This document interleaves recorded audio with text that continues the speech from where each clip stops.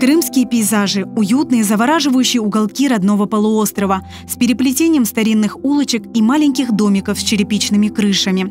Известный крымский художник Александр Крапко особое внимание и интерес проявляет к утерянной крымско-татарской старине и архитектуре. В библиотеке имени Гаспринского в Ахмеджите состоялась презентация альбома «Жилище крымских татар». В него вошли основные произведения художника, архитектора, признанного мастера акварельной живописи и графики, созданные в течение многих лет. Инициатором выступила художница Зера Аблязисова. Оно состоит из двух частей. Первая часть идут репродукции работ Александра Петровича.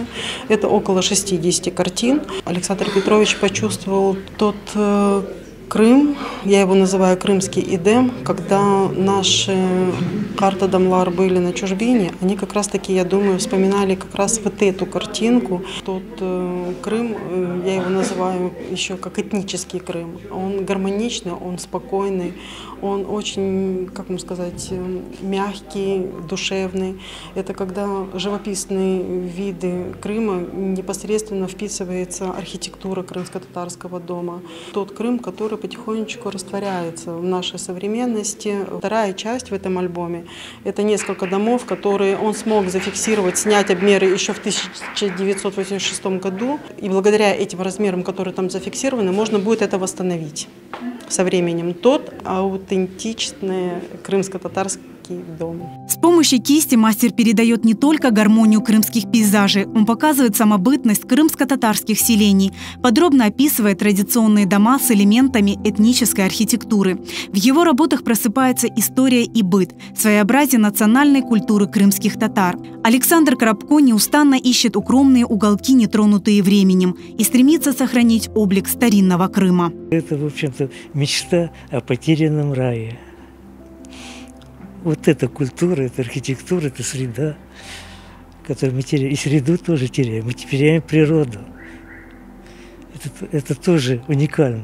Так уж сложилось, что жилье – самая уязвимая часть культуры. Те татарские домики, которые мы видели или еще что-то там сохранилось, они уникальны для нашей культуры. Вот. Это очень большое богатство, что они вот как-то сохранились. Вот. И благодаря мне еще и память есть.